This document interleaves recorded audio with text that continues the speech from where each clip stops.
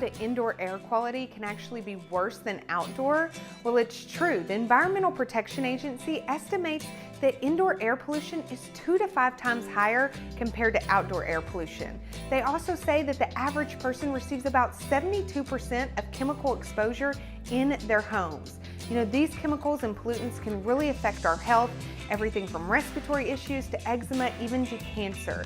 So that's why it's important we do what we can to reduce the amount of air pollution in our homes, and I've got a few simple ways that you can do just that. Now, my first tip is to use less toxic cleaners.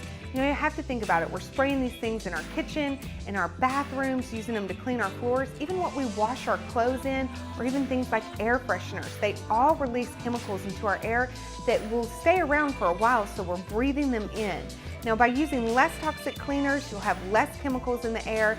I've actually covered this a few times here. I even have a DIY recipe that you can make your own cleaner with just a few simple ingredients like vinegar, and it still gets your counters and floors and bathrooms just as clean.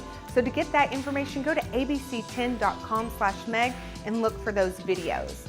Now, my next tip is to just open your windows. Super simple to do that. You know, opening our windows even for just 15 minutes a day can make a huge difference.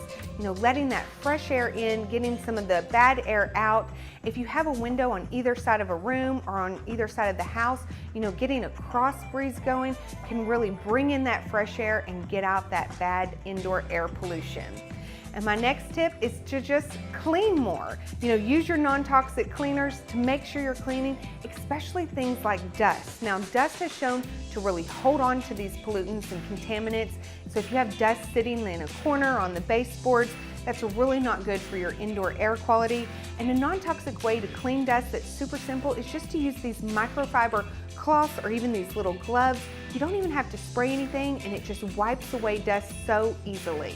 And my last tip for you today is to invest in an air purifier. You know, they have shown to help reduce mold in the air, bacteria, viruses. You know, these are great, especially if you have indoor air allergens. If that really affects you, these can really be helpful. And you don't have to get one for every room. I suggest getting one for rooms that you spend the most amount of time in, so maybe your bedroom or the living room. But these can make a big difference. So to get all this information and more, go to abc10.com/meg.